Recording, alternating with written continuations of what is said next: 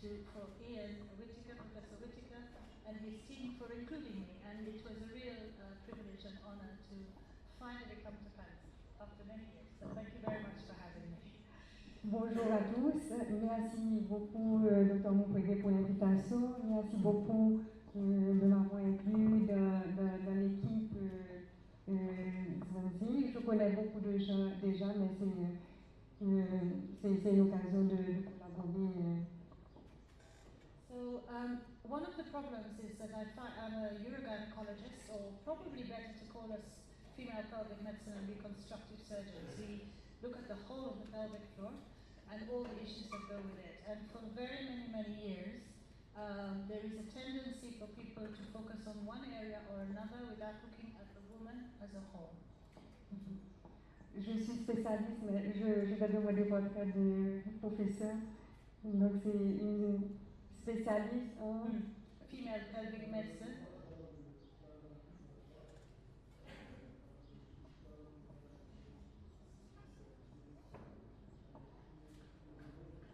Pas considérer la femme comme un ensemble.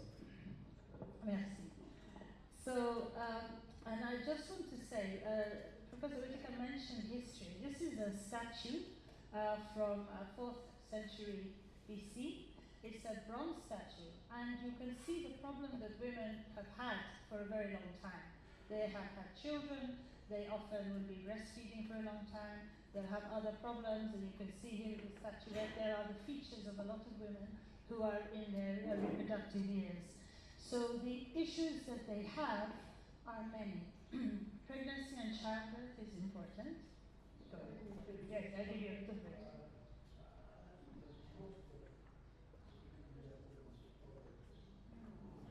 Can you follow it? Yeah. Do we need translation?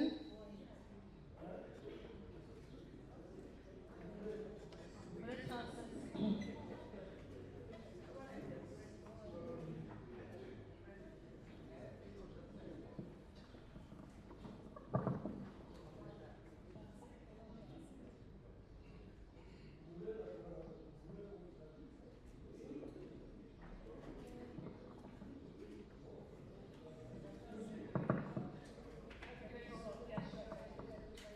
Okay. Yes, okay. So, no, donc, le Dr Whittaker a parlé de l'histoire. Donc là, vous voyez une ancienne statue.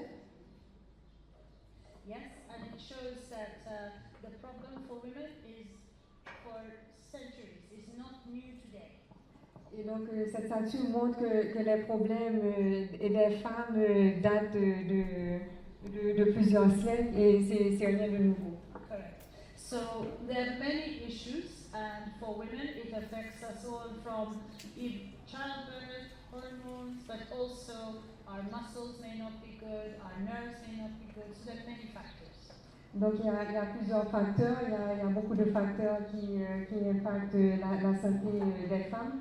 Donc ça va de donner la naissance à d'autres problèmes.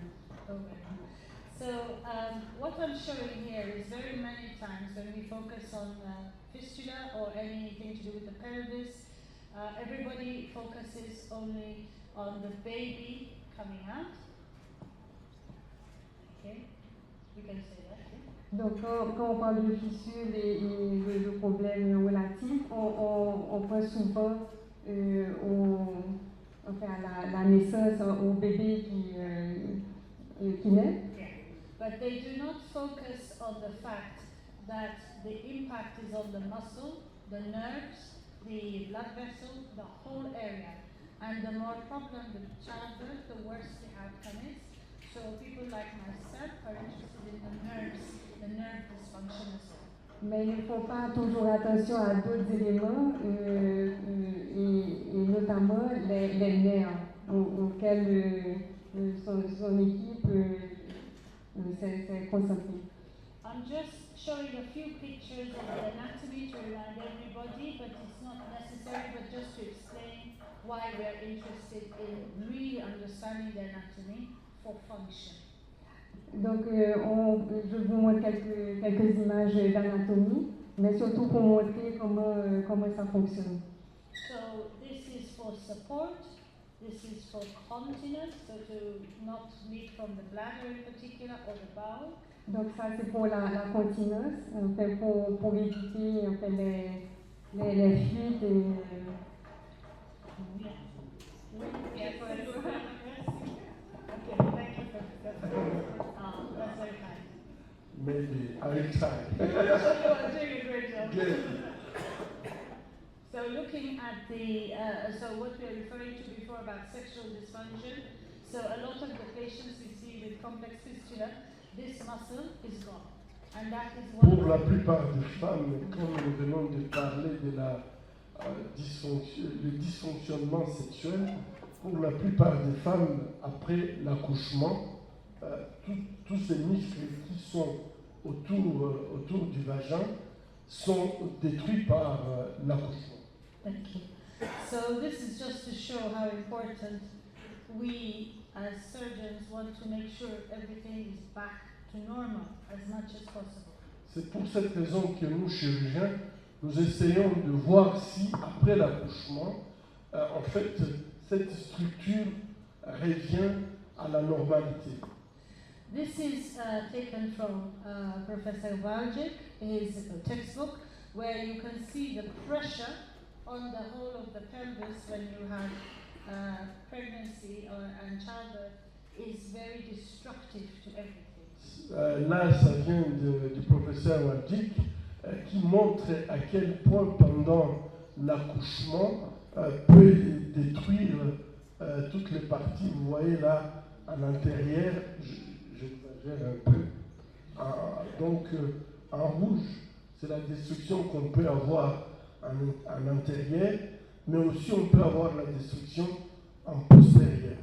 So, some of the patients we have discussed, and this is why plastic surgery is helpful, is that a lot of the patients, they've lost everything in that area. There is no tissue, it's just maybe a little skin. Et donc, c'est ce que nous avions discuté. Avec cette destruction, pour certaines femmes, elles se retrouvent avec tous ces muscles, toutes ces parties complètement détruites, et il reste peut-être que quelques fibroses. So this is just to show that you end up with a fistula after this, but what is important for a lot of our patients is that the destruction could be small in the form of a hole, or it could be much bigger, and you end up with the bladder completely small, destroyed. Donc, dans les lésions qu'on peut avoir, on peut parfois avoir une lésion qui est petite sur la vessie, mais parfois les lésions peuvent être plus étendues et réduisent complètement la vessie à juste un petit cap.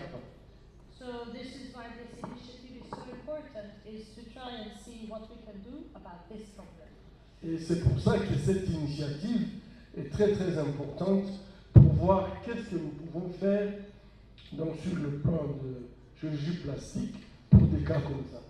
Now I've put up the nerve system, which is very important for all of this to work. So we can make the anatomy good, but if the nerves are not working, nothing can work.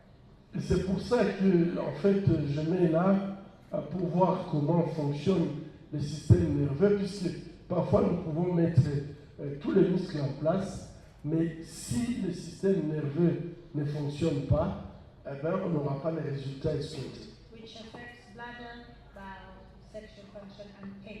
Et donc cette destruction nerveuse va toucher la fonction vésicale, digestive, sexuelle. So, Et la douleur. yeah, exactly. So I'm just putting up here a list of all the possible disorders that can occur because of the damage. Et ici, nous avons la liste de toutes les conséquences qu'on peut avoir ou qui peuvent se produire à cause de ces accouchements difficiles. So we have seen with Professor Mukwege lots of cases of sexual dysfunction, problems with pain, with problem with emptying the bladder, everything there we have seen. Toute cette liste-là, comprenant donc le trouble sexuel, les douleurs chroniques, l'incapacité de vider la vessie, donc rétention urinaire après la réparation des fistules, tous ces cas-là, nous les avons vus ici. So we have three challenges left. We have in this world, we have challenge of the terminology, how to talk about everything. Et nous avons des défis. Le premier défi, c'est le défi de la terminologie. Est-ce que lorsque nous parlons de la même chose? Correct. Second one is a classification that covers all aspects of our patient. Et le deuxième aspect, ou le deuxième défi, c'est le défi de la classification. Est-ce que nous avons des classifications qui englobent tous les aspects? And then the third is the form of competency, standardized training, so we can get the best outcomes for our patients. Et le troisième défi, c'est le défi des compétences. Est-ce que nous avons le même standard quand nous parlons de la compétence, par exemple dans les réparations? Et là, je voulais dire tout simplement, si vous voulez savoir qui est compétent, est-ce que c'est le nombre de fistules opérées? Est-ce que c'est le diplôme? Est-ce que c'est l'université? Est-ce que c'est la façon de faire? Et donc, de ce côté-là, nous avons un sérieux problème pour savoir qui est compétent dans quoi.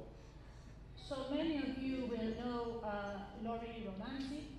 So Laurie Romanzi, myself, and a group of specialists, we have done a big international terminology on looking at fistula and everything to do with it, so that we all share the same term for everything, so we can talk to each other. Moi-même et Dr Romanzi, que vous connaissez, qui a travaillé ici, nous avons travaillé pour avoir standardisé la terminologie pour que lorsqu'on parle, qu'on puisse parler de la même chose.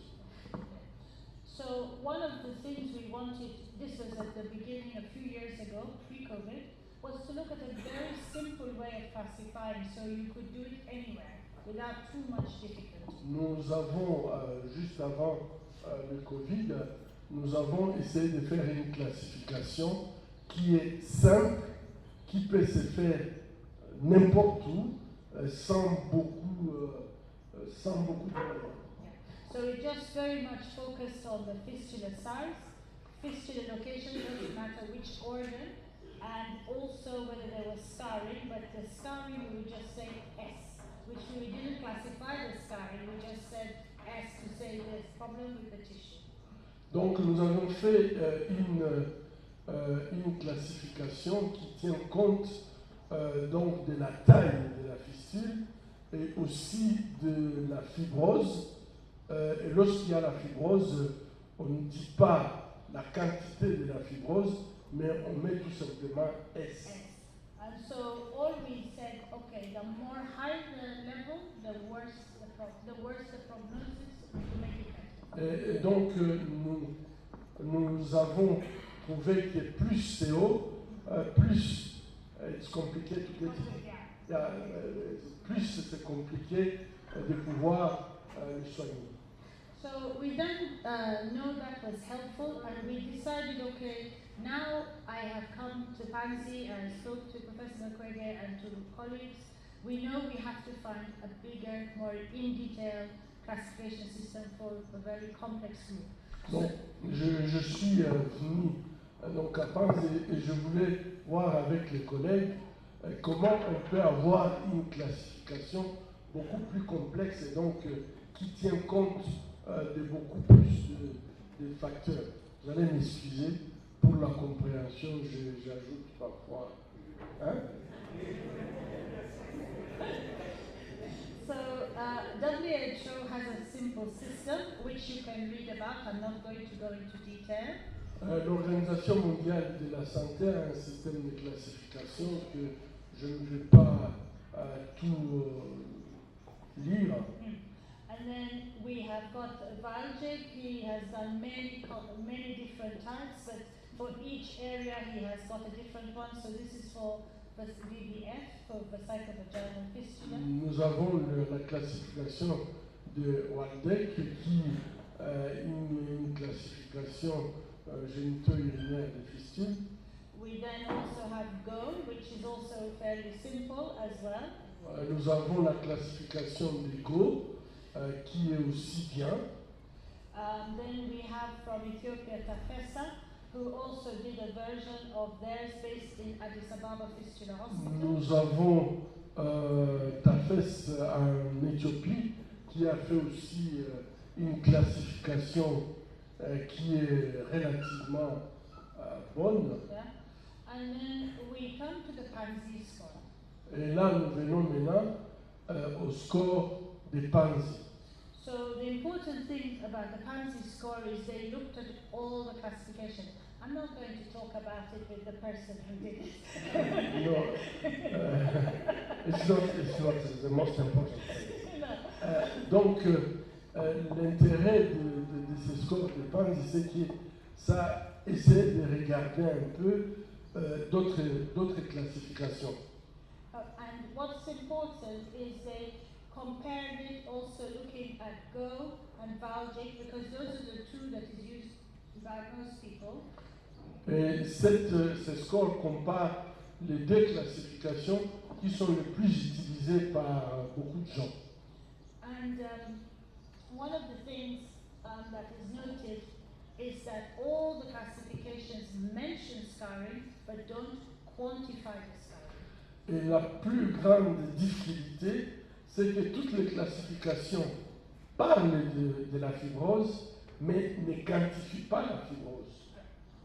So what I wanted to also bring into the room is the genital trauma for the children, because here in Panzi we have seen quite a few children who have been affected, and I think we have to also remember this classification of the abuse, which could be children and adults. We could modify it for both. Ce que je voulais aussi introduire dans cette audience, c'est qu'on mette en tête aussi, en fait, les lésions génitales chez les enfants. So it's, I'm not going to go into it, but it's just to let everybody know it exists, and we need to think about this as well for our case. Et il faut vraiment amener tout le monde à pouvoir y penser, puisque ça existe, même si peut-être on n'en parlait pas assez. Which then brings me, how do we join in with our colleagues for plastic surgery? Now, Et ça m'amène à pouvoir donc parler comment nous allons faire la jonction avec nos collègues plasticiens. and I looked at the Burns score, and Professor Whitaker and Stephen might correct me, but this is a very simple score where you can see everything from the surface to the height to the thickness and the color of the skin. Et là, vous voyez très bien, en fait, un score qui est très simple, qui part donc de la surface du pourtour, de l'épaisseur et de la couleur de la peau. So potentially one could modify such a score for patients with sexual trauma or any type of fistula scar. Peut-être qu'on peut modifier ces scores pour tous les types de trauma. What you say? Yeah. So sexual trauma and bad fistulas.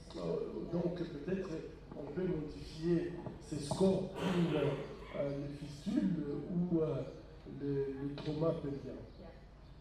So one of the other things is there's a lot of literature on comparing scar assessment tools, and one of the important things is that there's quite a few that are very complex, and some which are much simpler, which we can use in any place.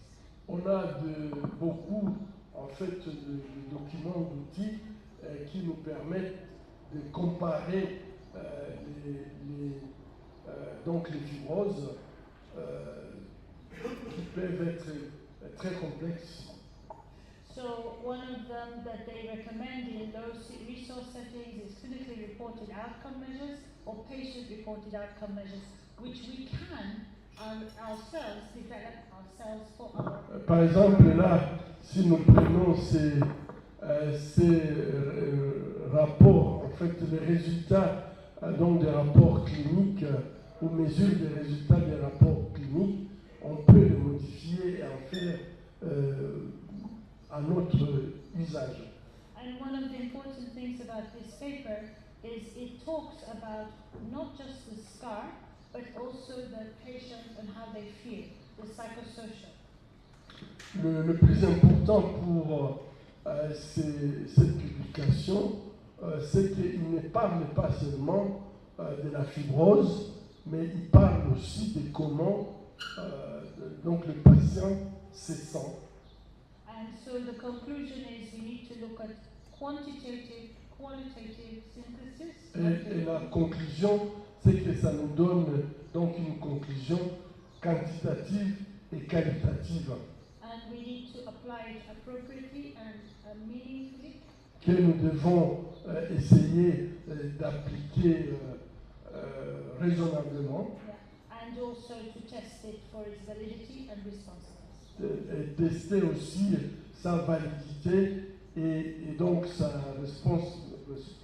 Donc, ce que ça nous donne comme résultat. So, having been at ANSI now for a few days, one thing is clear is that holistic care is very much the focal point in this institution. Et donc, ayant été ici à Panzi pour quelques jours, je m'étais rendu compte que la prise en charge holistique est très très importante pour cette institution. So, for us to measure the holistic nature, we need to look at the better classification system for fistula and sexual trauma, better classification system for scar, better classification for children as well as adults, and also some form of psychological understanding and classification.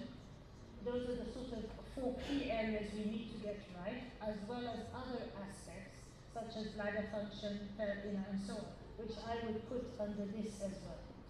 Donc là, il dit, si nous voulons vraiment être cette prise en charge holistique, nous devons en fait associer non seulement les classifications, les systèmes de classification, mais nous devons également avoir des classifications pour les traumas sexuels, avoir des classifications pour la prise en charge psychologique et avoir aussi des classifications pour la fibrose.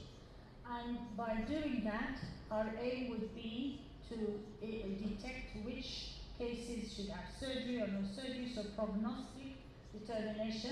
Donc en faisant ça, notre objectif sera en fait de pouvoir déterminer quel cas a besoin de la chirurgie ou non et quel est le pronostic ou les résultats attendus. And looking at multidisciplinary care, better care pathway, prevention, and training here and further afield. Et être en mesure donc de savoir à travers cette vision holistique donc la multidisciplinarité des soins, être à mesure de voir ce qui donc la voie qui improuve, qui améliore la prise en charge, savoir comment nous faisons la prévention et aussi pouvoir mettre en place une formation locale, mais aussi cette formation locale doit avoir un impact global ou international. So what I've put here is just a way where PANSI is the center of excellence to which people refer from all over, whether it's local, regional, national, international. Et donc, avec cette vision, c'est de pouvoir faire en sorte que nous ayons un centre de référence, aussi bien local, régional ou sur le plan international. And the aim would be that PANSI would be looking after this complex fistula, surgical or sexual trauma group but the simple ones could possibly be referred back to their center, or the center, if they have competence, they can do the care there. Donc dans ce cas-là, Panzi sera beaucoup plus pour traiter des fistules complexes, donc les examiner, décider selon le modèle qu'elle a donné de prise en charge holistique. Et par exemple, pour les fistules simples, pouvoir les retourner dans leur milieu d'origine pour que ces fistules soient réparées dans ces milieux.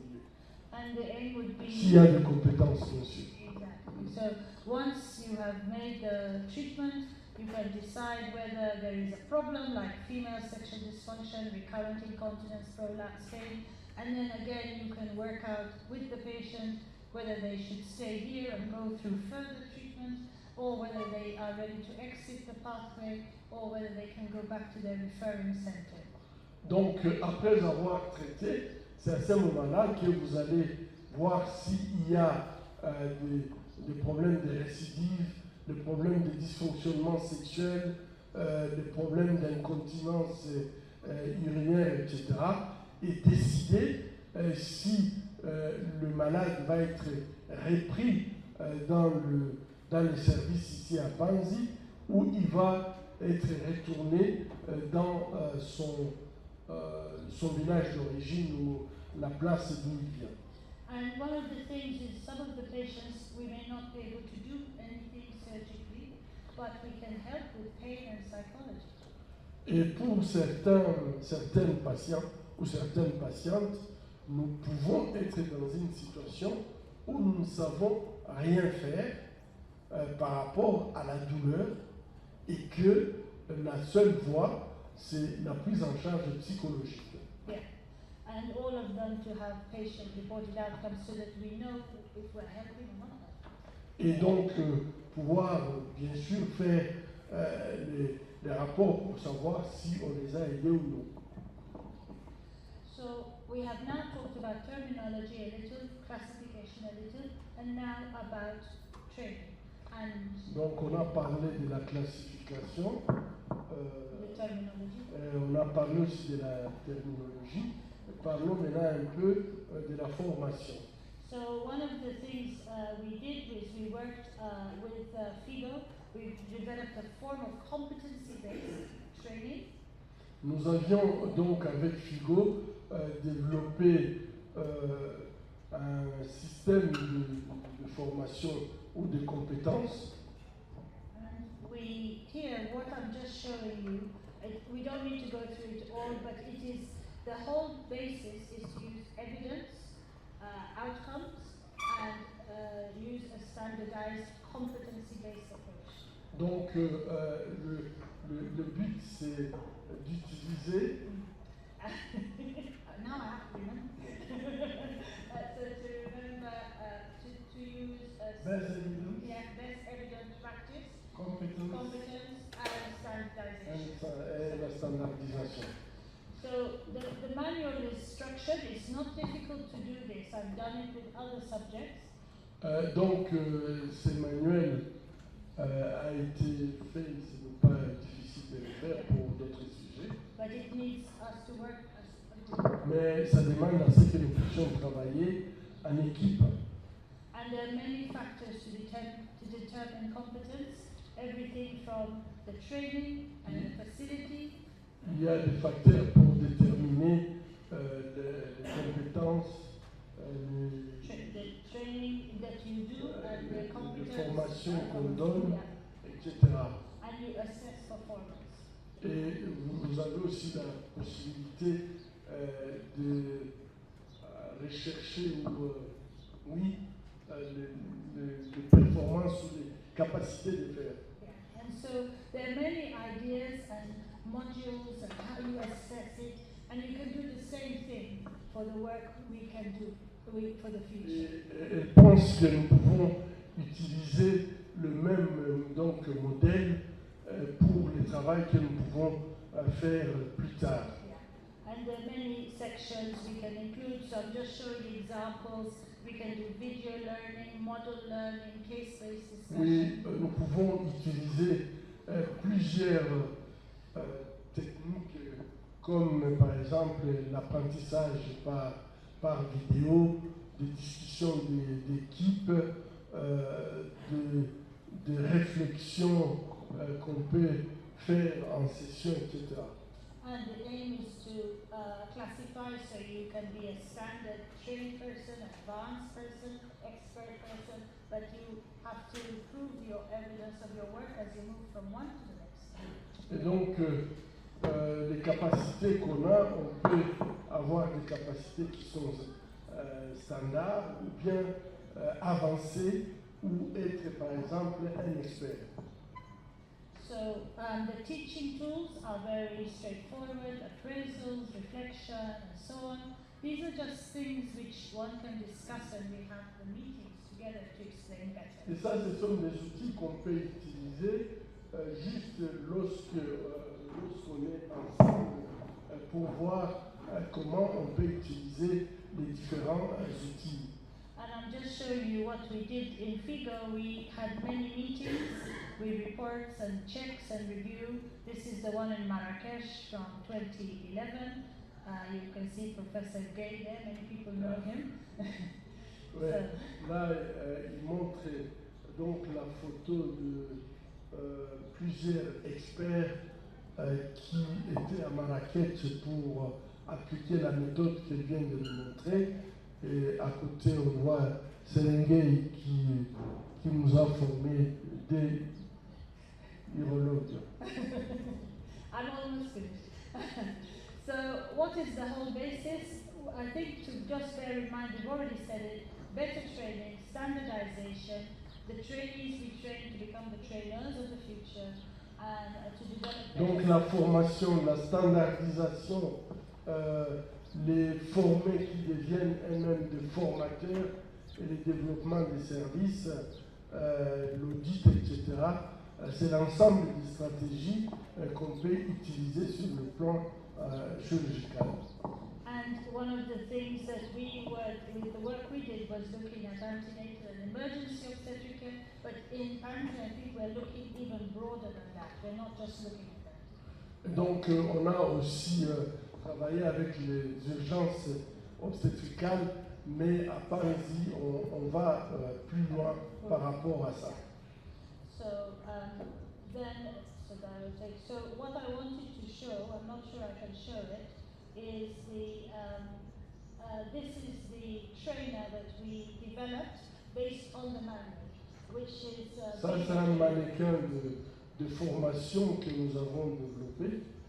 And we could look at how we can develop something further for the SCAR patients, the genital trauma patients. Peut-être nous pourrions voir comment on peut développer un mannequin de formation pour les fibroses. Yeah, the fibrose, and to understand other things. That was helpful. Et comprendre comment faire le traitement. If you want to see, I can show later. So, Je pourrais vous montrer ça après si vous voulez. So, which brings us to the final slide. The whole discussion really is about how do we make it work. So, you need a consensus. En finale, c'est qu'il faut pouvoir montrer comment ça peut fonctionner. Yeah. Et pour que on puisse y arriver, il faut absolument construire un consensus. And the aim is to have everybody at the table, the surgeons, clinicians, nurses, the patients, NGOs and other stakeholders. L'objectif, c'est d'avoir autour de la table, donc tout le monde, une table multidisciplinaire où on peut avoir des chirurgiens, des cliniciens, des infirmiers, des malades, Yeah. des ONG et toutes les personnes qui sont impliquées. And then we need to work, develop a policy paper which can be used by field leaders, funders, governments and NGOs. Et en fait, il faudrait développer un papier qui sera comme policy paper, donc les règles Yeah. qui seront appliquées par les leaders au niveau de la base et par ceux qui financent mais aussi par les gouvernements et les organisations non gouvernementales. And the aim is eventually, if we can do this well with, like, we call it maybe the Pansy Initiative or the Pansy Framework, then you could develop a best practice direction globally, not just locally, but globally. Et je crois que si nous pouvons arriver à faire ça, peut-être que nous pourrions être à mesure de développer la bonne pratique, pas seulement une bonne pratique locale, mais une bonne pratique globale. And that's it, Professor Okeke. Thank you. C'est ça, merci professeur. Donc vous voyez que my sister, she have great idea about what she want to do with us. So I think vous avez montré, you show all your ideas, and I think that the audience maybe have questions about your thinking. For how long time you'll be here? Because to implement this, we need you. And I become old. You are young.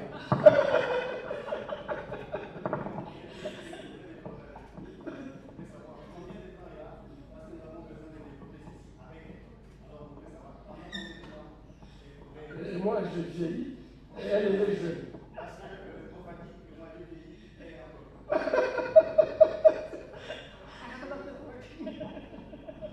Oh, yes, all of us. Yeah, all together. Yeah, all together. Thank you.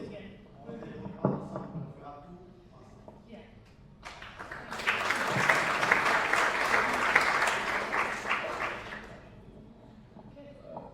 Vous avez des questions peut-être? Yeah.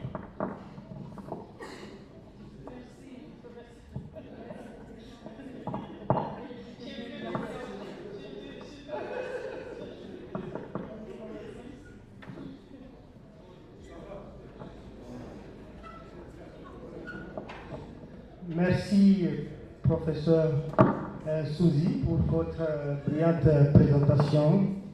Et là, nous voyons un peu l'orientation dans laquelle nous sommes en train d'acheminer. Alors, pour effectivement les suggestions ou des idées que vous avez avancées, nous avons des outils. Nous avons des outils de travail, donc notre fiche de collecte de données. Donc là, nous allons vous les disponibiliser.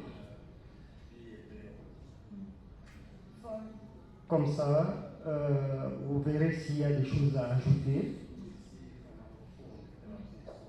pour que ce que vous avez donné,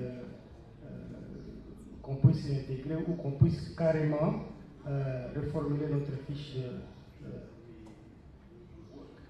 D'accord. Donc c'est quand même ça l'idée que je voulais avancer. Et nous pensons qu'avec ces outils, nous allons les améliorer.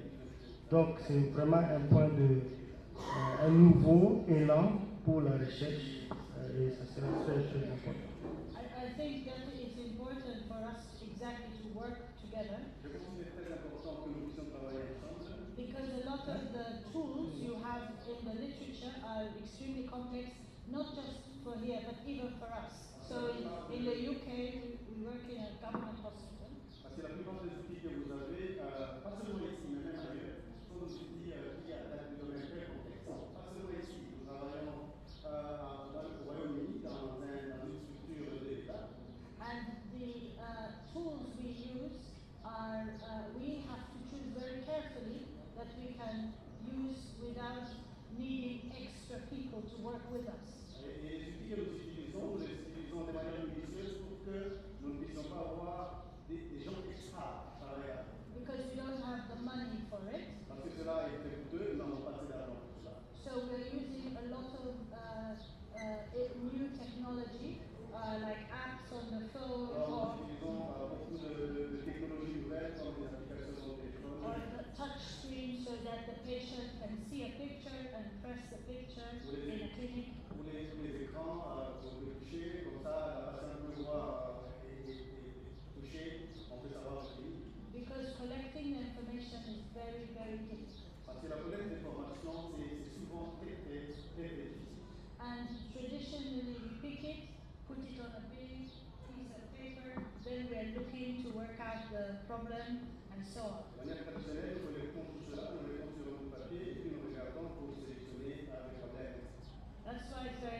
work with Stephen, Steve, put your hand up. Because Steve understands the technology and how we can apply it simply or more complex.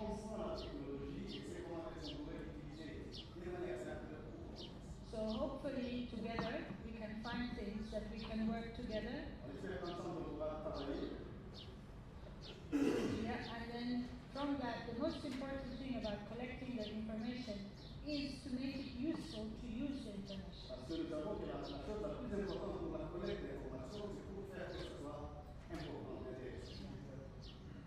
Oui, et puis à la fin, merci de votre accompagnement comme formateur des diplômes interprofessionnels.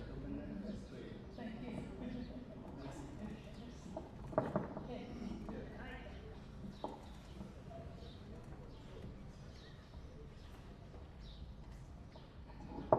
Merci beaucoup pour la présentation. C'est le Dr Kelly. Je suis à la fois gynéco et chirurgien. Et la question que je vais poser, c'est plus sur l'aspect chirurgical. Vous avez parlé de la fibrose. C'est vrai que ça continue à être un grand défi dans le pronostic et la prise en charge des fistules. Mais en vous écoutant, j'ai senti comme si les débats continuent. Parce que vous avez dit que la fibrose, dans la classification proposée, soit on la trouve ou on ne la trouve pas. Mais avec l'aide des chirurgiens, je sais qu'il y a une difficulté quand on examine avant la réparation. Et pendant la réparation, on peut sous-estimer avant ou surestimer. Et tout cela, c'est un challenge. Pour cela, je ne sais pas. Je comprends que la discussion continue et bienvenue dans notre laboratoire maintenant pour que nous puissions continuer à discuter, réfléchir par rapport à cette réalité pour peut-être voir comment on peut améliorer même la classification de Panzi avec ça. Donc c'est à la fois un message de bienvenue et aussi la soif que je continue à avoir par rapport à cette question. So I think one of the big problems with plastic scarring is all of us have the same problem everywhere.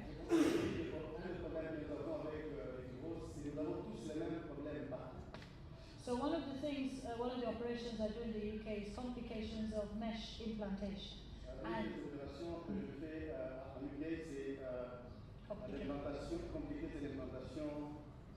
the mesh. And the problem of the scarring is exactly the same, if sometimes even worse in some situations.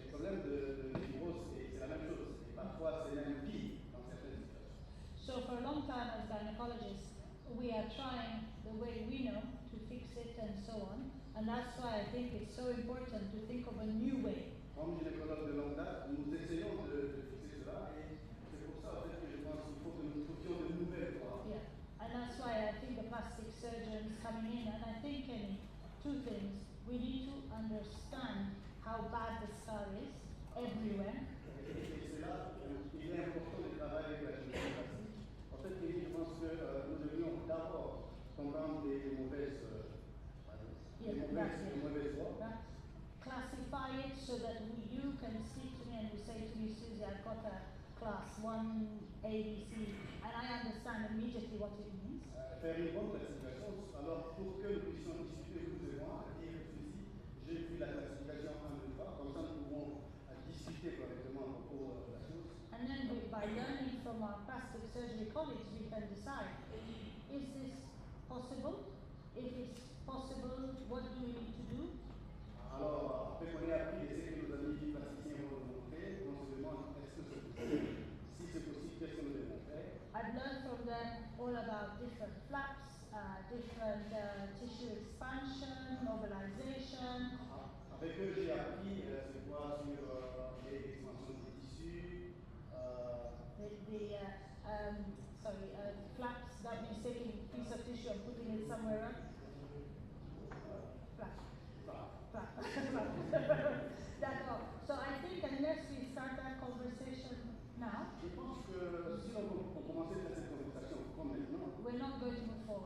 si on commence à maintenant, on va pas avancer.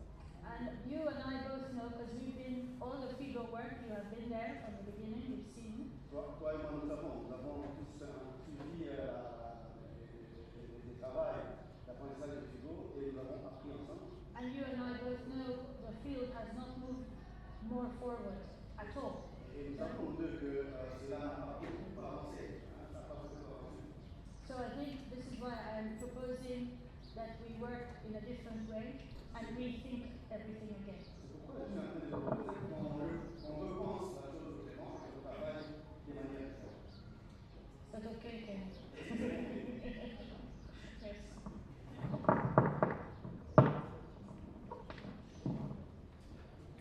On va peut-être prendre une question encore.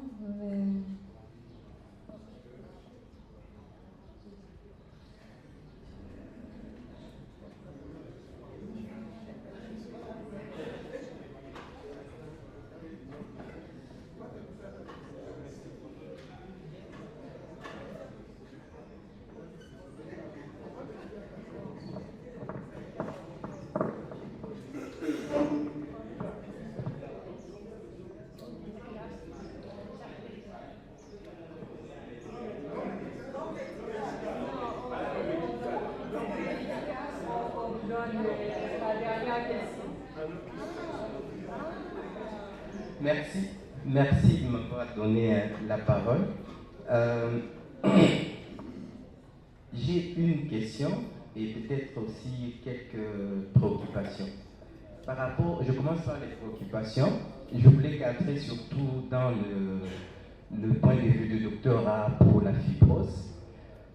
Effectivement, on a réagi par rapport à sa préoccupation, mais je voulais m'adresser directement au professeur plasticien, parce que moi, ma préoccupation, c'était plus d'avoir l'idée, selon son expérience. Oui, c'est professeur, oui, ou tech. Voilà, les professeurs plasticiens. Ma préoccupation est de savoir, selon votre expérience, je sais que vous manipulez les tissus, les lambeaux que vous mettez, par exemple, pour de problèmes, peut-être de cicatrisation, pour renforcer une bonne cicatrisation et accélérer. Alors, si on voulait peut-être appliquer ce principe pour le domaine des réparations des fistules, avec peut-être autant d'antécédents des chirurgies antérieures qui ont entraîné une fibrose au niveau de l'appareil génital externe, précisément, soit au niveau de la vulve. Alors, dans ces genres de situations, est-ce que, selon votre expérience, il peut arriver qu'on ait la possibilité d'estimer les facteurs génétiques prédisposants à faire des fibroses hypertrophiques, des cicatrisations hypertrophiques?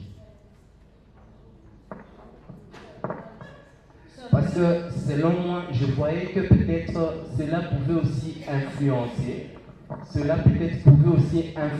la cicatrisation selon les cas des patientes avec des fistules qu'on pouvait opérer, et ça pouvait aggraver aussi le problème de pronostic ou des réussites de la réparation de la fistule. C'était ça ma préoccupation.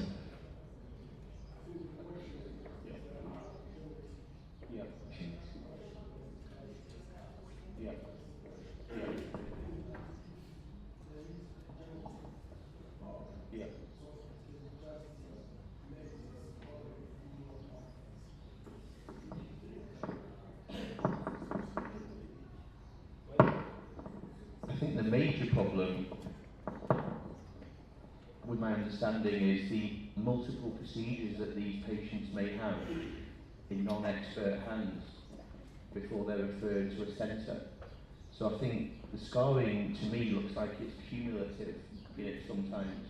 So I think the initial injury is obviously very important, but then if we can minimise the number of procedures patients have, I think that in itself will make a huge difference. I think genetic factors are very difficult to discuss because literally billions of pounds have been spent on looking at scarring and trying to find anti-scarring agents. We know certain races and skin types are more prone to certain types of scarring, but it's dependent on the body area as well. I think the area we're discussing are possibly less prone to overscarring because of the type of tissue, the mucosa, we know will heal better because of its blood supply. So I think a key message will be this teaching and training will be crucial in reducing scarring and reducing. So I would say the first thing is prevention. So that means we change thinking, which would be the perfect answer for everything. Je peux dire la première chose à faire, c'est la prévention. C'est-à-dire prévenir que ça arrive. Cela pourrait faire que nous puissions prévenir quelque chose. The second thing, as Professor Whitaker was saying, is the teaching and training. So the way I'm thinking for Professor McGuinn and the team is this becomes the reference hospital for everybody who has a problem anywhere.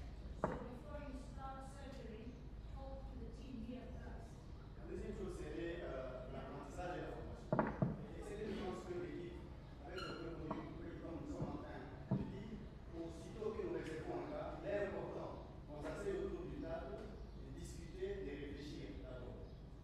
So then you make the decision, am I with the surgery or not? If I cannot do surgery, I stop, I send it to cancer. C'est alors que nous pouvons discuter si on va faire la chirurgie ou pas. Si on ne fait pas la chirurgie, alors on arrête, on arrête, on envoie les gars. But then the view would be to, because we standardize the training, and you can say to that person, actually, you have got standard level training, you're not advanced. This case is advanced, you need to go to advanced person to do surgery. Alors quand il peut dire, vous avez déjà des connaissances basiques, vous ne pouvez pas faire les standards basiques, nous devons faire ça. Laissez que ça soit fait par quelqu'un qui a un standard beaucoup plus élevé. So to try and bring everybody to work in teams like this, because now I think that in many countries, everybody do it by themselves, so they don't necessarily have the skills.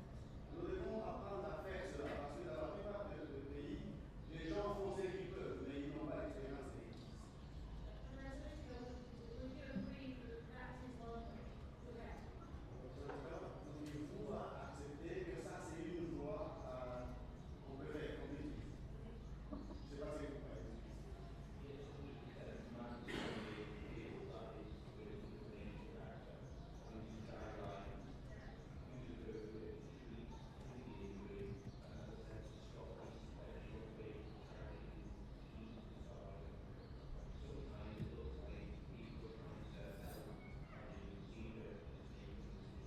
croyez.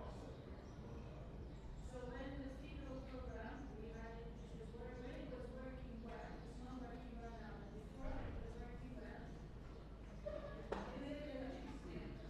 Je vous le dis de manière courte, c'est que je vous ai dit, et que c'est à l'envie qu'on définisse les standards. Parce que la plupart des cas, les gens travaillent sans respecter les standards, et malheureusement, ça fait que ça devient pire qu'avant. Donc il faut qu'on définisse vraiment les standards pour que on travaille sur ça.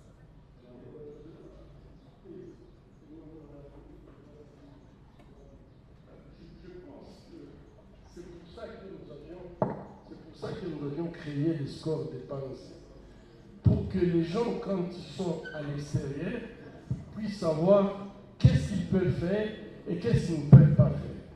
Toutes les classifications que nous avons aujourd'hui ne donnent pas ne limitent pas les gens. Ça donne tout simplement la classification, mais ça ne vous dit pas qu'est-ce que vous devez faire et qu'est-ce que vous ne pouvez pas faire. C'est pour cette raison que je crois qu'il faut peut-être améliorer le score, puisque c'est un score qui est basé sur les évidences. C'est pas, on n'a pas réfléchi, on a utilisé ce qui existe et on l'a donc travaillé pour avoir le score. Et ce qu'il a vraiment insisté, la fibrose vient de la répétition des interventions. Et nous le savons, nous connaissons des endroits où les gens viennent de l'Europe pour faire du tourisme chirurgical, et les résultats, c'est que ce sont des femmes qui n'ont plus de vagin, puisqu'elles ont été opéré 10 fois et les résultats catastrophiques. Et moi, je pense que ce qu'il a dit, c'est vraiment ce qu'il faut pouvoir faire. Je crois qu'il a même ajouté les cicatrices dans l'appareil génital, dans les parties muqueuses, n'a pas le même mécanisme que ce que nous avons sur le corps. Puisque les femmes qui accouchent normalement n'ont pas de fibrose vaginale pour avoir accouché, normalement. La fibrose vient lorsque les tissus sont détruits.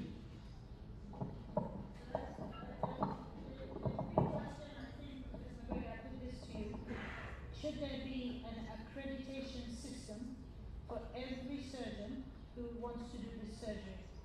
La grande question que je pose, c'est est-ce qu'il y a possibilité d'avoir une sorte d'accréditation pour chaque chirurgien qui voudrait faire?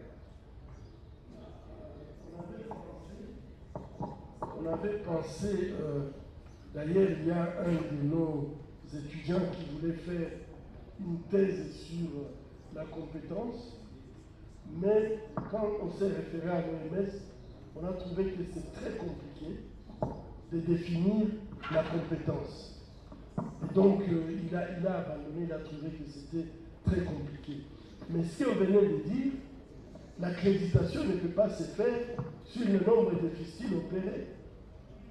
Quelqu'un peut opérer 1000 fistules, mais il n'a pas de compétences. Et peut-être avec vous et les autres, on peut discuter comment créer cette accréditation. Ouais. Parce que je pense que finalement, ce n'est pas le diplôme, ce n'est pas le nombre de fistules, c'est le nombre qu'on peut avoir.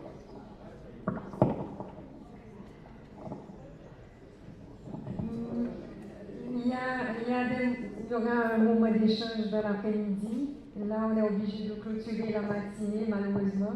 Donc, gardez vos questions, vous pouvez les poser dans l'après-midi. Merci. Donc, sur ce, je vais passer la parole au professeur Dr. Mukwege pour qu'il puisse clôturer les présentations de ce matin avant de vous inviter au déjeuner au rez-de-chaussée. Merci.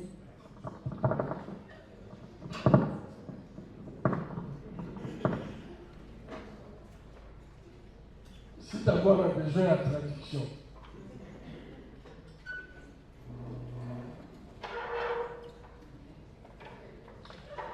I don't need translation. All right. Do you agree? Good. Mimi nadhani waikutilia chakula kumeza. Ukikatala kula, njala inakuwa ni problemu yako, haiko tena mwenye alikupa chakula. Tunaelewana? Professeur Whitaker alituonyesha akasema organisation yangu wanaweza jua vile watatafuta mamwaya. Sivili? Professeur Sozia anatuonyesha kama tunaweza kutumika pour faire des panzi de centres d'excellence, pas seulement pour ici, mais régional, mais aussi international civil. Bon, je pense que il vous appartient, chers amis, mimi nilimwambia kama yeko jeune, mimi nakuwa âgé, na mulisikia wakati yenye professeur Whitaker alikuwa anasema les teams de Dr. Mukwege. Ça vous a interpellé? Mimi siko tena wa match. Mimi naweza kuwa coach, lakini siwezi tena enda kucheza. Sasa nyinyi wajueni mkatala kucheza, hakuna match. Mnaelewa? Sawa. Nipenda niwaambie tu kama en tout cas ce que ces deux professeurs viennent de dire, c'est un avenir pour vous, mais muwe na capacité ya kuelewa message. Kama muielewe, bon, mtaendelea mko mnatafuta mruzi. na kama watu wanatafuta mlozi wanampataka, lakini haita résoudre problème ya ugonjwa. So I'm so happy to get this opportunity. So now I just shift to English. I was talking in my local language just to say this meeting was a wonderful meeting because it just gives the perspective for this new generation and take this opportunity following what Professor Whitaker was saying about how we can support this project with the IVF and how Professor so she can support when it comes to build a system. So really, I think that what you are telling us, I believe in, and I'm sure that we can do a wonderful thing if we put all our knowledge, willing, and the competences together. We can build something very, very great and who can.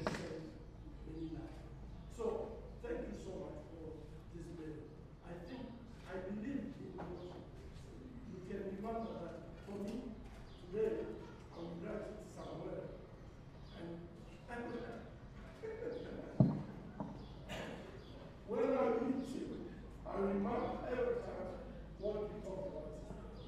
I want to get a strong team to give the wife of Cynthia and the wife of Congo, Carlos Ocarano, to give them the hope and dignity. And what you are telling us is really what is needed. Merci beaucoup. Je pense que c'est une réunion spéciale pour moi. Je suis très reconnaissant pour cette équipe.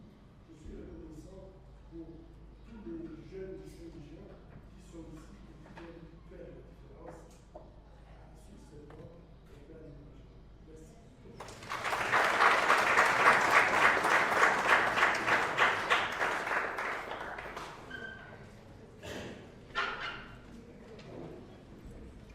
Mesdames et messieurs, distingués invités, encore une fois de plus, nous vous accueillons dans cette salle pour notre deuxième session qui sera consacrée aux présentations scientifiques.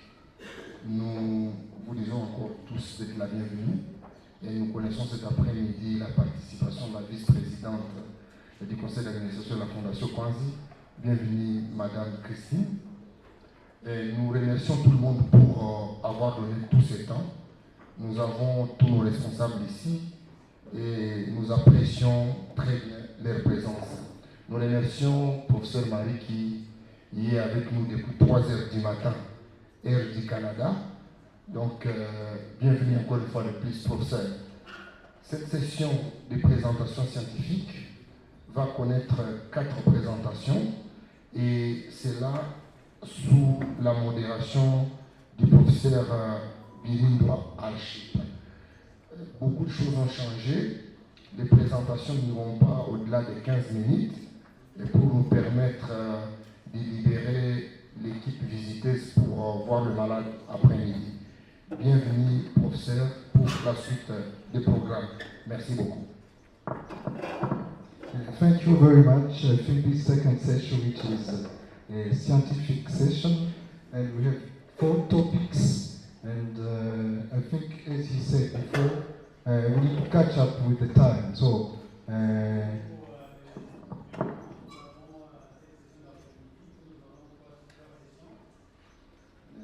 4 sessions normalement. On aura 4 sessions avec 4 sujets, et puis on va courir derrière le temps parce qu'il y a une activité importante qui est prévue après cette présentation.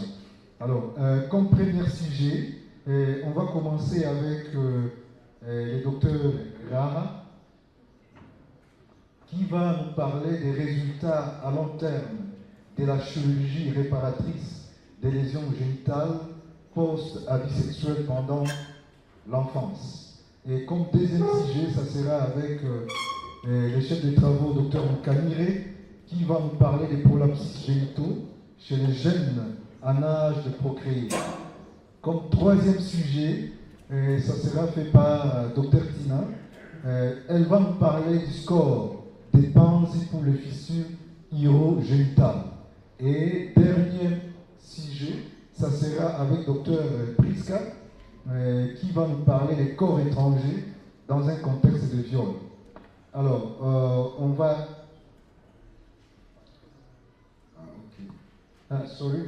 excusez-moi, apparemment, donc on aura 5 sujets, 5 présentations, et il y a le professeur Marie Athéme qui a aussi un sujet à présenter, et je pense que c'est elle qui va être la première au programme de cet après-midi. Alors pour nos amis qui vont présenter, juste vous dire qu'on va être strict en matière de timing pour nous permettre un peu de rattraper les activités qui vont être faites après cette session scientifique.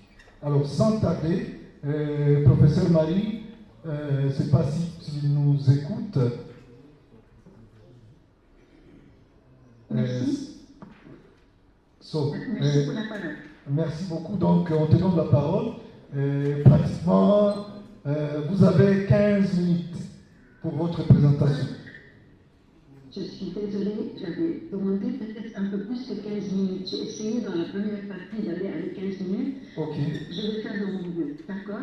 Ok. Je voudrais faire le topo de ce qui se passe à ICAR depuis 2020. D'accord? Ok, merci beaucoup. Vous avez la parole, professeur. Merci.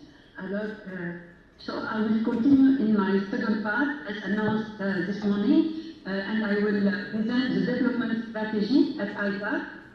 So this part will cover the structure, the process and results of ICAR as an institution through its development since 2022. On the structure aspect, we took the opportunity of the Tumaini project to develop the various dimensions of ICAR in terms of structure, while developing its governance and guidelines of activities. We have worked on developing the following resources. On the material aspect, it was mainly a space question. We have negotiated and obtained the following premises at Pandi Foundation: 3 offices for management, administration, and scientific development. That's why we were able to receive students, give them access to computer and bibliographical sources. These premises are already cramped for space. We are currently working on facilities that will be constructed and made available in 2025.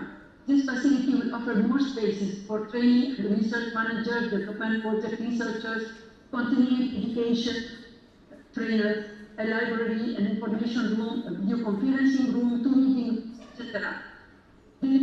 Depending on the availability of funds, we will look forward to have a large appearance room, which is confirmed at the time being.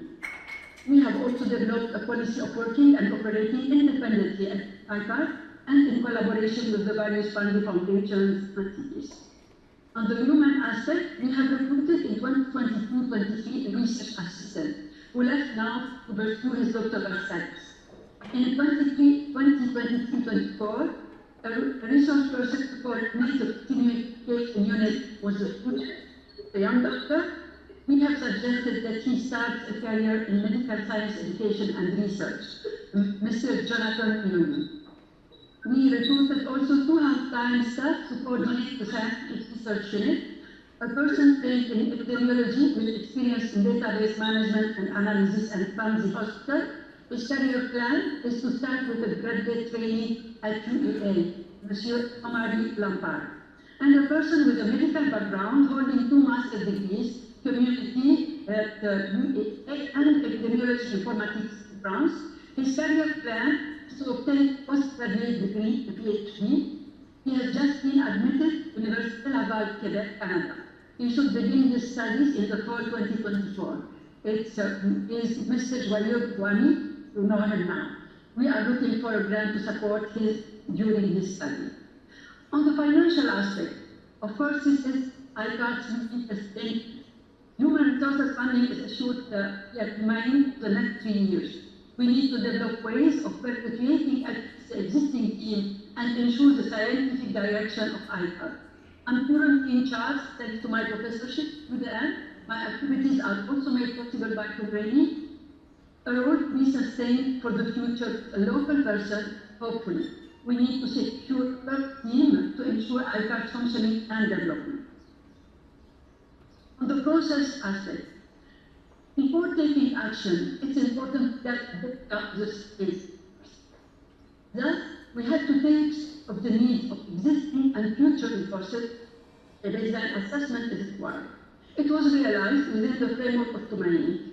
Khomeini's mission ultimately aimed at increased enjoyment of health-related human rights by the most marginalized and vulnerable right holders, particularly women, adolescents, and children survivors, or those at risk of sexual gender-based violence in the DRC and Burundi.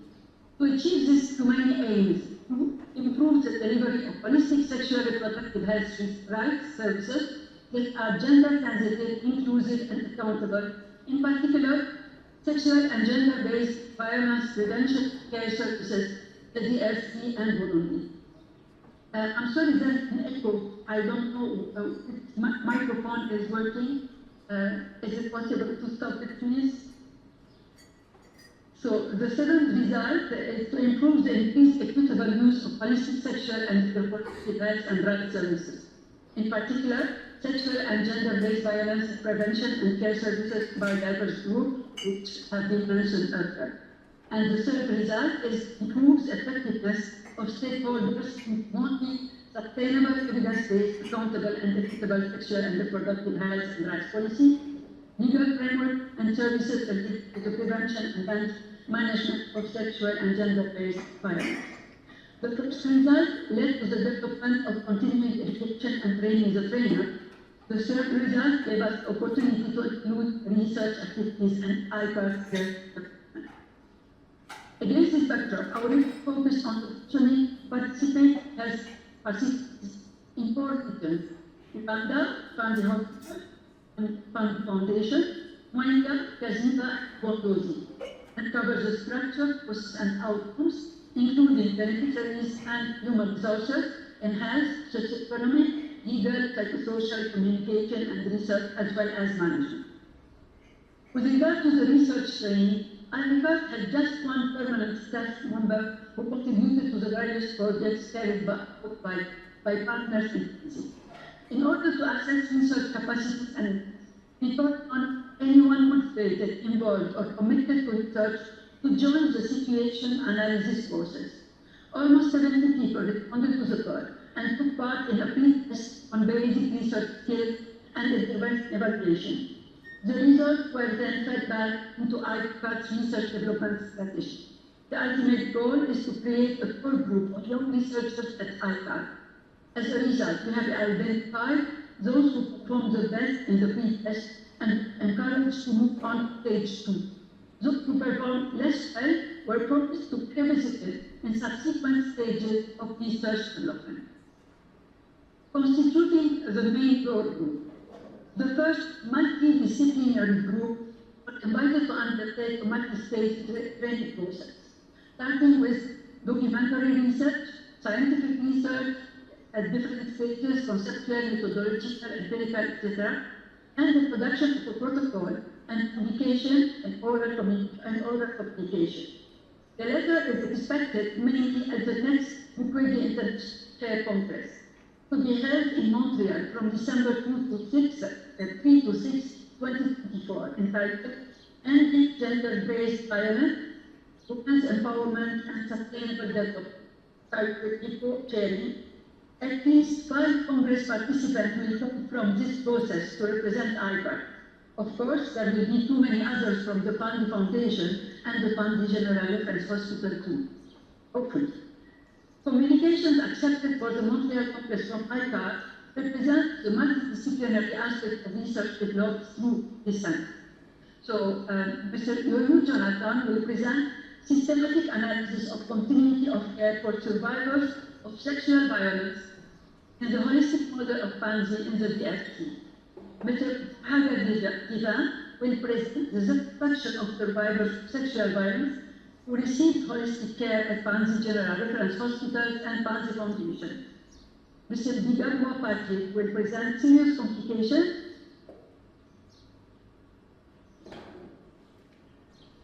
post-pregnancy from sexual abuse and a 16-year-old is treated and followed up at Tanzi. It's a thesis project. Mr. Bwani Joyeux will present cross-section study exploring the characteristics of female survivors of sexual violence living with HIV/AIDS in the eastern region of DRC, and Mr. Lampard Omari will present the factors associated with psychological relapse among survivors of sexual violence at the Panzi One-Stop Center in an armed conflict zone in the East. A few others whose project is not developed enough to be presented are going to share different projects from those developed through the training team. The training of a second group will start in fall 2024 and will follow the same process as with the first group. Training of surveyors. I got often called upon to contribute especially a collection for the project, particularly to language and distance barriers. We decided to build the capacity of these actors to ensure the effectiveness and efficiency of their contribution. Initial training was offered to a group who were particularly involved in collecting data for Tumaini baseline study. This experience led us to identify the weaknesses and limitations of these resources. As a result, we plan to offer in-depth and formal training in the near future with certification as an ICAR surveyor in fall 2024. For the continuing training, the assessment identified the need of the multidisciplinary team in the different participating establishments to be met in terms of knowledge, skills, and abilities. A global development plan was recommended, a large part of which was dedicated to training the human health resources of the multidisciplinary team. Prior to the completion of the overall assessment, training notebooks were offered for specific discipline profiles, professionalism and the caregiver-beneficiary relationship, labor and delivery management, etc. As a result of the baseline assessment report, the various environmental contingencies that play a role in the implementation of training with youth, we have opted to create a core group of continuing education trainers who will take over the responsibility for the training to be offered in the future for the benefit of Pan Foundation and its local, regional, and other partners and collaborators. As a result, a multidisciplinary resource group was identified, invited to commit to training and responsibility for its group, and offered training in medical pedagogy, in addition to the modules identified in the baseline assessment report. They were followed up and coached by experts from international organizations, between January and 2020. Training is underway, and this module has already been offered. Once they have completed their training, this group, these trainings, will be invited to progressively train the rest of the human resources in their establishment, and in future, identify emerging needs and establish training accordingly. Partners and services. Applicants for an ICAR-based research project at the Panzi Foundation or the Panzi General Reference Hospital are invited to submit a protocol according to the guidelines to the ICAR Scientific Committee. A report and recommendations to be made. If these are implemented, candidates must submit their protocol to the Book of Ethics authorities, together with the operationalization of their project and their budget. If these instructions are not respected, applicants cannot carry out their project. These requirements are in line with ICAR's vision of becoming a center of excellence in research. In fact, we have to face critical situations because of this rule. Some people who come to us think that if they have an idea or question or a homework to be done, the institution must give them the authorization and the support to attain their objectives. They get sometimes irritated when we explain the process, provide them with the documentation that guides the research at ICAR. All they want, sign for me this authorization memo so I can have access to a few women survivors at the hospital and realize my research. If you ask about the research team, questions, and routines, framework, method, and tips for selecting those women, for the data collected and etc., these are difficult questions. So we take time to explain as part admission of education. By the end of the conversation, we can hear, okay, Professor, are you going to authorize me to do my data collecting and my homework? No comments. IPAC will help to enlarge the circle of intervention to develop the research culture in the community. Scholarship program. The Canadian Queen Elizabeth II Diamond Jubilee Scholarship Program was created to improve global talent exchange in Canada and other nations.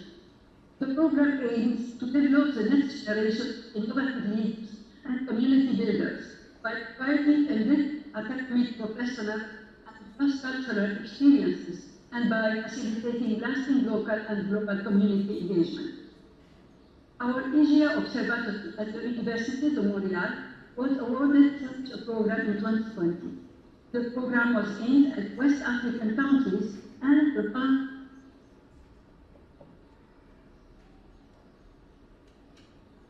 and Panzi. Out of some 20 scholarships, 6 have so far been awarded to these nationals who are determined to support resources for IPAC. Student supports. IPAC provided during this period support for students who arrived with an idea or a proposal for research. Some postdoctoral, one candidate from DRC, MSc, one candidate from Cameroon, PhD, 4 candidates at least from UK, France, Montreal, Liège. Students from UDM, 2 PhD are proceeding, and we count on them to come back and support IPAC. Students undergraduate from UCB, we have to coordinate the process of collaboration with these universities. The Salon Scientifique. To develop a research culture and provide opportunities for exchange among clinicians and academics to strengthen research skills as the Pant Foundation and the Pant General Reference Hospital has been inaugurated. It's not working perfectly for now, for the time being. We still hope that it will be consolidated upon the time. For presentation today, as we realized, they are starting soon.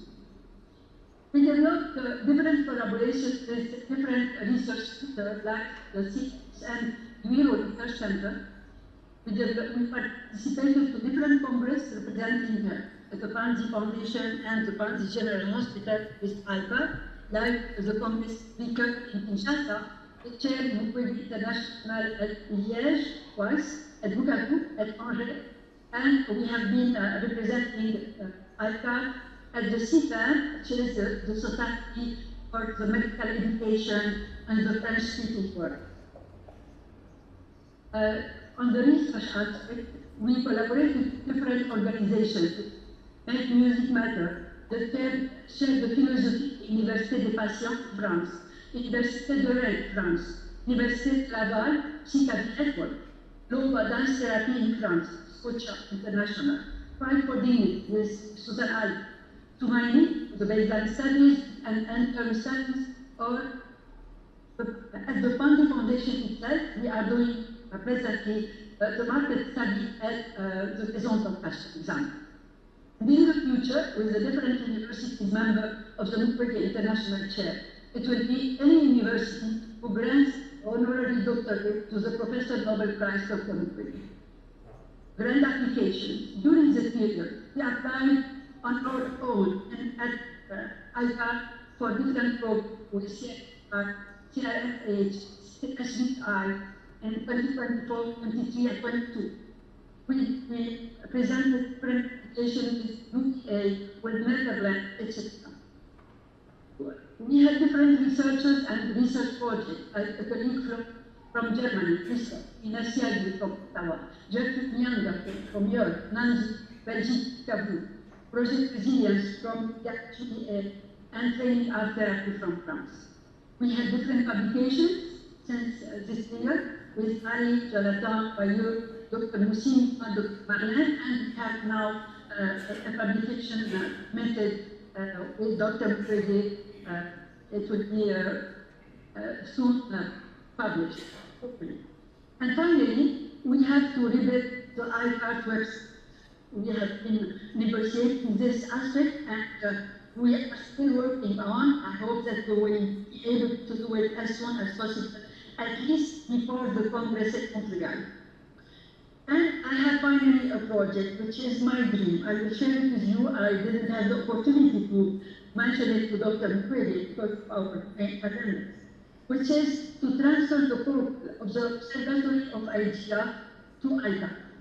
IGEA, empowering French-speaking women, aim to support within the framework of global partnership the strengthening of human and institutional resources so that they in turn contribute to reinforcing the role, empowerment and well-being of women, girls and adolescents in the French-speaking world, giving them access to the whole world. We developed at the Université de Montréal a portal, which is a register to create a network of individuals, institutions, NGOs, funding bodies, etc., concerned with strengthening the role, empowerment, and well-being of women and adolescents in the Francophone. I would like to transfer this portal to Franzi and integrate it to ICAR's resources. I think it will be more efficient and relevant to implement it in this country, in this region, to be helpful in the African region. And thank you very much for listening.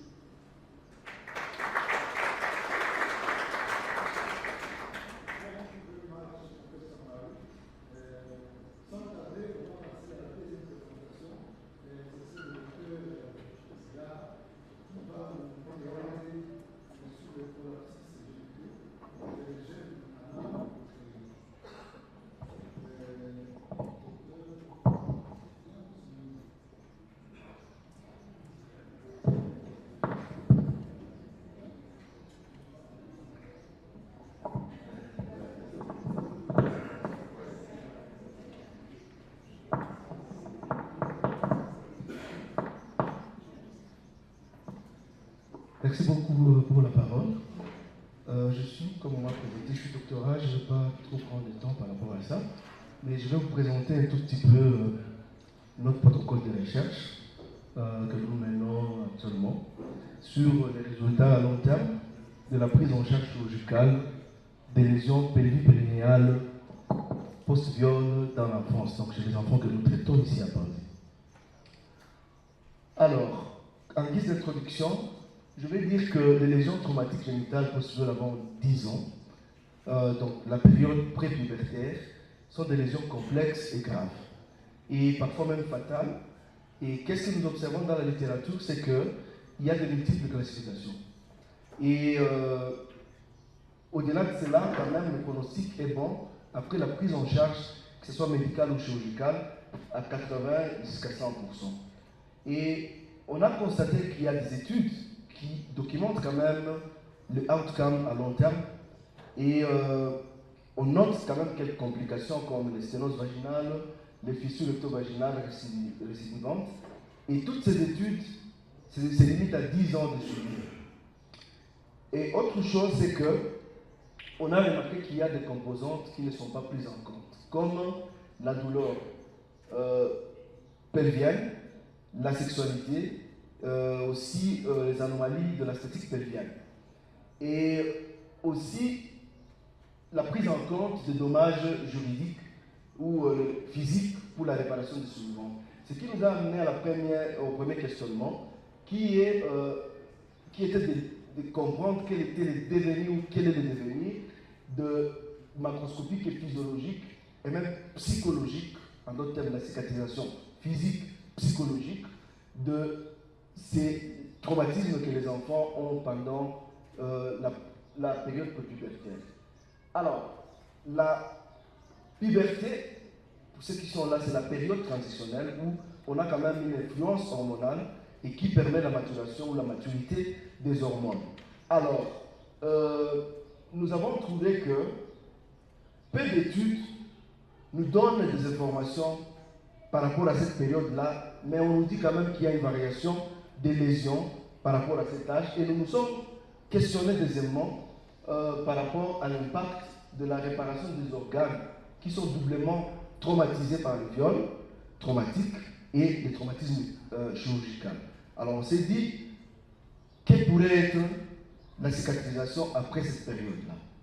Alors, par rapport au One Stop Center, on a remarqué quand même que nous avons un bon protocole parce qu'il y a une classification qui a été bien développée avec notre expérience et un algorithme que je vais expliquer.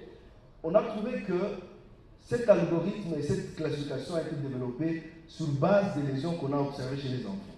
Et là, on a remarqué, comme vous pouvez le voir ici, et que les taux ou la prévalence des lésions chez les enfants de moins de 10 ans étaient en croissance, et on a remarqué jusqu'en 2019 qu'on était arrivé de 3 à 7%. Alors, malheureusement, cette classification ou ce suivi dans les One Stop Center ne donne pas des résultats à long terme. Juste, on connaît les résultats à court terme et qui est de 90% de taux de reconstruction macroscopique périnéale et de la rétablissement de la continence urofécale. Alors, je vais m'atteler ici pour peut-être vous amener à comprendre la base de mon travail. C'est qu'à l'hôpital de Paris, on a développé une classification des lésions traumatiques chez les enfants de moins de 5 ans. Et cette classification était vraiment développée sur base de notre expérience des cas qui nous venaient à l'hôpital. Et pour le type 1, ce sont juste des lésions superficielles qu'on peut avoir. Et le type 2, on peut avoir des lésions superficielles muqueuses ou musculaires qui peuvent être symétrie bilatérale. Pour le type 3, on a l'atteinte sphinctérienne, anale, avec incontinence. Pour le type 4, nous avons des lésions à la fois anales et urinaires associées à l'incontinence urofécale. Et pour le type 4, ce sont des lésions profondes qui vont dans le cul-de-sac de Douglas. Alors, de cela, on a développé un algorithme pour chaque lésion, une attitude, et on est arrivé au résultat que vous pouvez voir. Ça, c'est une lésion de type 4. Et après la chirurgie, dans les 2 semaines, quand même, il y a une bonne reconstruction, un bon rétablissement sur le plan fonctionnel et aussi sur le plan macroscopique. Alors, l'objectif, quelle est la question de notre recherche? On veut comprendre quel est le devenir de ces organes qui ont été traumatisés et réparés pendant cette période-là d'enfance. Alors, on émet l'hypothèse selon laquelle la puberté serait ou est une étape qui nous aiderait à favoriser cette cicatrisation et un bon rétablissement à long terme de tout ce qu'on a fait. Voilà, comme objectif spécifique, et là je vais les détailler pour revenir sur quelques résultats, nous avons d'abord commencé par faire une évaluation de la revue de la littérature quant à la question de suivi à long terme. Et deuxièmement, on a voulu comprendre, selon qu'il y ait, comme j'ai dit, il y a un flou dans la littérature par rapport à l'âge réel où il y a une variation de la gravité des lésions. On voulait, avec notre deuxième objectif, comprendre à quel âge spécifique on peut avoir cette variation. Et troisièmement, on va évaluer, on va faire une évaluation macroscopique à long terme ou anatomique de cette reconstruction. Je vais parler de difficultés après. Quatrièmement, on va évaluer la fonction physiologique ou la qualité de vie. Et cinquièmement, on va évaluer l'image génitale, de la partie génitale qu'a la victime, par rapport au sentiment de cohérence et au type de lésion que la personne avait lorsque nous avons traité à l'hôpital. Alors, comme résultat, comme notre premier objectif, c'était de faire la revue de la littérature, regarder, analyser les articles qui nous parlent de cette évaluation insuffisante jusque-là. On a utilisé, on a fait un scoping review, et selon les normes de la Prisma Scoping Review, dans les bases que vous voyez, les PubMed, Scopus, MBS, SINAC, Saki Info, depuis leur création jusqu'en 2023, et nous avons utilisé la stratégie PICO, la population, c'était des enfants de moins de 10 ans qui étaient traumatisés et qui ont été réparés chirurgicalement. On a considéré comme outcome les aspects macroscopiques, anatomiques, et aussi la qualité de vie, que ce soit sur le plan fonctionnel, urinaire, fécal ou sur le plan anal. Comme résultat, on a pu avoir 962 articles, dont il y avait 346 doublons on est arrivé après avoir éliminé 366, on est arrivé à 116 articles et on a considéré les 107 articles. Et à la fin, on est arrivé à 12 articles inclus qui reprenaient nos critères d'inclusion. Alors, qu'est-ce qu'on a remarqué comme résultat? C'est que, je l'avais déjà dit, la période d'évaluation allait de 6 mois à 10 ans dans les études. Et on a trouvé aussi dans cette revue que le viol chez les enfants s'est retrouvé dans tous les continents, que ce soit en Amérique, en Europe, en Australie, en Afrique. Donc il y a ces viols avec traumatisme des enfants de moins de 10 ans. Et quels étaient les aspects ou les composantes évaluées? Il y a d'abord l'aspect esthétique ou macroscopique de la vulve qui a été évalué dans toutes les études à 100%. Et on a noté seulement la satisfaction dans 7 études sur 12 et aussi les complications dans 5 articles sur 12. Notamment, ils ont cité des cicatrisations périnéales qui étaient hypertrophiques, des avulsions de la peau, la cicatrisation inadéquate, des fusions labiales, l'angularité de l'humaine et des infections, et aussi autre chose. Et malheureusement, l'outil d'évaluation dans toutes ces études n'était pas standardisé. Ça, c'est une faiblesse que nous avons notée. Sur le plan continence fécale, il y a juste 9 articles sur 12 qui ont évalué, dont notre article, ici à Panzi, qui a évalué vraiment les 3 composantes que vous voyez là-bas. Et par rapport à l'aspect urinaire, c'est seulement un article, celui de Panzi, qui évalue juste l'aspect urinaire, la continence urinaire. Et je vais noter ici que la classification que je vous ai présentée de Panzi a une spécificité parce qu'elle tient en compte des lésions urinaires que les autres classifications ne considèrent pas. Alors, sur le plan psychologique, il y a 5 articles qui notent quand même ces suivis. Malheureusement, on ne sait pas c'est quel aspect physiologique qui ont été évalués et quels sont les outils qui ont été utilisés. Pour la deuxième étude, qui consistait à trouver une association entre l'âge réel de la variation des lésions par rapport au traumatisme, et on a eu à faire un recours dans notre base de données qui avait 7692 dossiers, donc sur une période allant de 2003 à 2020. On a trouvé quand même, on a considéré des variables, l'âge et les lésions. Et ici, l'âge était considéré d'un côté comme une variable ordinale et parfois même une variable catégorielle. Et les lésions, on les a trouvées, dont les lésions périnéales qui étaient plus prépondérantes par rapport aux autres lésions et que nous avons analysées selon la stratégie que je vais développer ici. Donc, selon cette stratégie, on a fait 4 étapes d'analyse. Le premier, c'était la description de l'âge de ces victimes. Et on a trouvé que l'âge moyen était de 13 avec une médiane à 15. Et avec cette description, pour l'étape première, on a voulu décrire l'âge des victimes en fonction de la présence-absence de chaque lésion. Et notre deuxième stratégie, ou notre deuxième étape, c'était d'évaluer, de faire une régression et voir ces lésions dans l'ensemble pour regarder celles qui étaient plus associées à l'âge des victimes. Alors, par rapport à l'étape première, qu'est-ce que nous avons remarqué? On a remarqué effectivement que la présence des lésions était associée à l'âge des victimes. Et ici, c'était toutes les lésions, que ce soit les lésions rectales, anales, périnéales, les lésions au niveau du cul-de-sac de Douglas. On avait trouvé que ces lésions étaient associées à l'âge plus jeune, qui est de 10 ans, je vais le montrer ici, et sauf les lésions vaginales qui étaient associées à l'âge très élevé. Peut-être par prépondérance, on va le voir. Alors, par rapport à notre deuxième questionnement, on a trouvé qu'il y avait une association entre l'âge plus jeune et des lésions rectales anales. C'était plus prépondérante.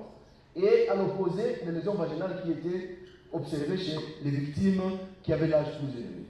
Alors, en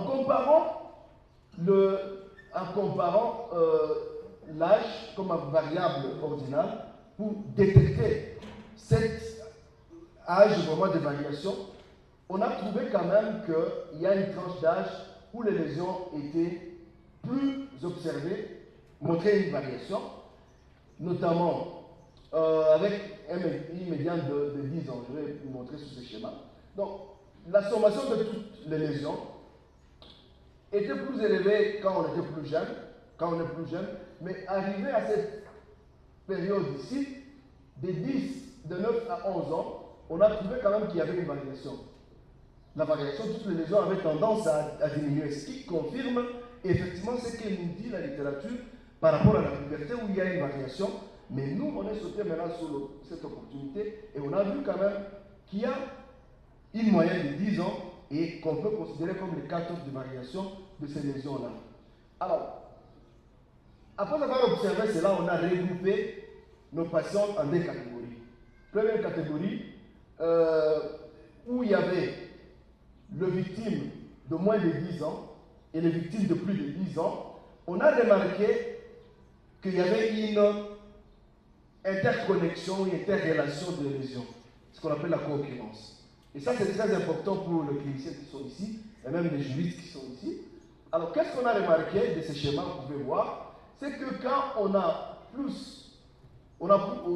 l'âge de 10 ans, on trouve que le point d'entrée ou le point d'impact lésionnel, ce sont des lésions vaginales. Et là, vous allez le comprendre avec la croissance, c'est que l'organisme féminin est déjà développé, et là, le vagin devient un point de faiblesse où toutes les lésions vont commencer à avoir leur origine.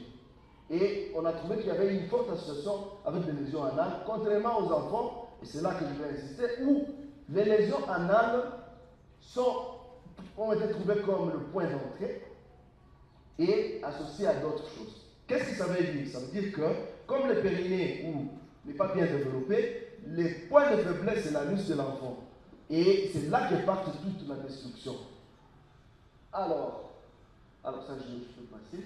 C'est pour dire quoi? Que les enfants que nous avons de moins de 10 ans, lorsqu'on les examine après le viol, on devait être plus regardant et on s'est dit, on va trouver plus de lésions anales et qui seront associées à d'autres lésions, comme on l'a dit. Alors, cette étude nous a aidé à clarifier quand même ces confusions qu'il y avait dans la littérature et nous permettre de faire quand même les étapes prochaines pour notre recherche. Alors, quels sont les questionnements, et je vais finir par là, ou les défis de notre étude? C'est qu'il y a des questions éthiques. Nous, au départ, on voulait faire évaluer la cicatrisation clinique et la cicatrisation psychologique, mais nous sommes butés à des questions d'éthique. Questions d'éthique parce que nous, on se disait, on va faire des échographies pour voir la cicatrisation profonde du pelvis, mais sur le plan éthique, nous sommes limités par rapport à cela. Et aussi faire la manométrie anale ou même les évaluations aérodynamiques urinaires pour apprécier ou confirmer cette cicatrisation physique ou même ces fonctionnements physiologiques des organes qu'on avait réparés autrefois. Ça, c'est un premier défi. L'autre défi, c'est par rapport à l'avenir. Tout ce qui est dystocie pendant l'accouchement, cette pelvis-là qui doit s'accoucher, ça reste un challenge jusque-là. Toutes les lésions qu'on peut avoir après l'accouchement et d'autres anomalies du plancher pelvien chez ces enfants comme le prolapsus et le reste. Et on a aussi un défi d'accès à ces victimes, jeunes ou enfants, actuellement femmes et filles, qui sont éparpillées partout où on doit aller les chercher comme des aiguilles, je ne sais pas, et ce qui est difficile. Donc, voilà en quelques mots ce que nous faisons, ce que nous menons comme recherche, et nous pensons que vos questions et orientations seront utiles pour développer ce que nous faisons comme recherche. Merci.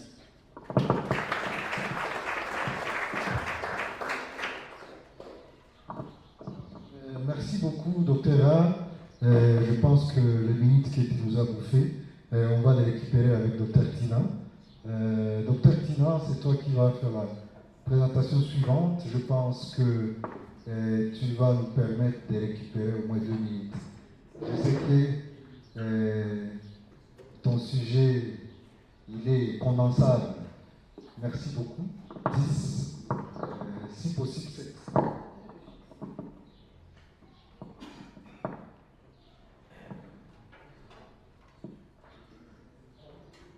Excusez, donc les questions, vous les gardez et après la présentation du Dr Priska, on aura une session pour les questions et les commentaires.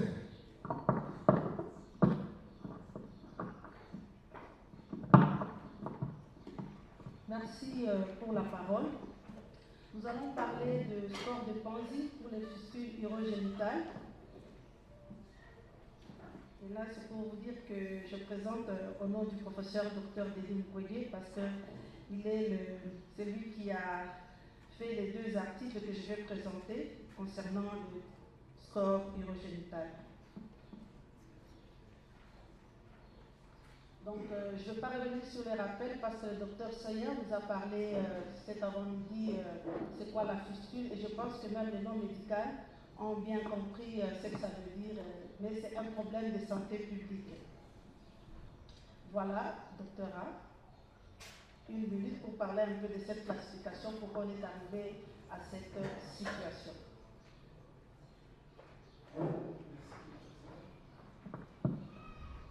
À Panzi, nous utilisons actuellement 3 classifications. Comment on est arrivé? C'est que nous avons d'un côté la classification des Judith, qui est une classification qui prend en compte la longueur de la fistule, qui prend en compte la taille de la fistule et la fibrose. Mais avec la fibrose, jusque-là, cette classification, elle est un tout petit peu, elle a des faiblesses qui ne nous permettaient pas d'avancer parce qu'il y a des éléments du score de Waldick, notamment, vous allez le voir, le mécanisme de clôture vésicale qui est pris en compte dans notre classification, que nous avons trouvé qui était important sur le plan pronostic chirurgical, ce qui a fait que nous puissions mettre les 2 classifications ensemble. Alors, en mettant les 2 classifications ensemble, nous avons pris 2 forces que nous avons mis ensemble, et après on a trouvé quand même qu'il y a nécessité de développer notre classification qui est le score de Panzi. Et le score de Panzi, il est plus résumé parce qu'il prend en compte juste la distance, la distance de l'urètre jusqu'à la fistule, les diamètres de la fistule résumés au-delà de 3 cm ou en deçà de 3 cm. Et aussi, ça a pris en compte la circonférence. Donc l'urètre qui est pris par rapport à la circonférence. Je pouvais dessiner, mais le temps ne nous permet pas. Alors, comme le prof l'a dit, cette classification de Panzi nous a aidé à standardiser la prise en charge. Ça veut dire classifier les chirurgiens, les mettre à niveau, savoir qu'est-ce qu'ils peuvent opérer et qu'est-ce qu'ils ne peuvent pas opérer. Et avec cette classification, on a des taux élevés de réussite parce que les chirurgiens, ils se mesurent, on est au-delà de 90%. Donc, c'est ce qui a fait qu'on puisse se poser des questions et développer les scores et la classification de Panzi que le docteur Tina va présenter. Merci. Ici, c'est juste pour vous montrer que depuis que le programme a commencé en 1999, donc nous avons commencé avec la classification de Go et de Waldeck. Et lorsque nous nous sommes posé la question pourquoi nous utilisons la classification de Go et de Waldeck, et qu'il fallait le mettre ensemble pour faciliter notre compréhension et notre même prise en charge. Ce qui a fait que, à partir de 2017, nous avons introduit dans notre programme le score de Panzi. Voilà, ça c'est le premier article qui a été publié en 2017. Là, la question c'était de savoir comment déterminer parmi les 2 classifications de Go et de Waldeck le pronostic chirurgical et réduire ces 2 systèmes à une simple classification basée sur l'évidence avec les caractéristiques simples, claires, compréhensives et parcimonieuses. Et là, pour ça, nous avons fait une étude observationnelle longitudinale prospective de 2013 à 2014 où nous avons eu 728 femmes Et là, nous avons utilisé les logiciels confectionnés d'abord par ICAR, donc ensemble avec l'équipe du programme, et analysés par le logiciel SPSS. Là, c'était nos variables dépendantes et indépendantes. Et on a fait une analyse descriptive variable catégorielle. Nous avons fait aussi une analyse bivariée. Donc là, c'était l'association entre les variables indépendantes, des prédictions et de l'échec chirurgical. On a fait aussi l'analyse multivariée, donc la régression logistique, un modèle multivarié pour les deux systèmes de classification, ajusté pour déterminer les associations en présence d'autres composantes de classification. Et ensuite, à la fin, on a fait la sélection de Barrois, qui a été utilisée pour déterminer le modèle de parcimonie, la probabilité d'échec chirurgical à l'aide des composantes pour les deux systèmes de classification. Qu'est-ce qu'on a eu comme résultat?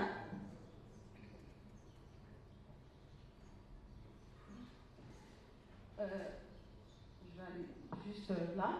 Voilà. Les descripteurs ici, ils ont montré que selon les fistules qui étaient classifiées selon Go et Waldeck, associées à une probabilité plus élevée de mauvais résultats chirurgicaux dans l'analyse bivariée non ajustée, étaient des défauts circonférentiels. Là, on peut le voir, le P est à 0,007. Nous avons aussi la proximité de l'orifice externe de l'urètre. Là, on est à 0,0.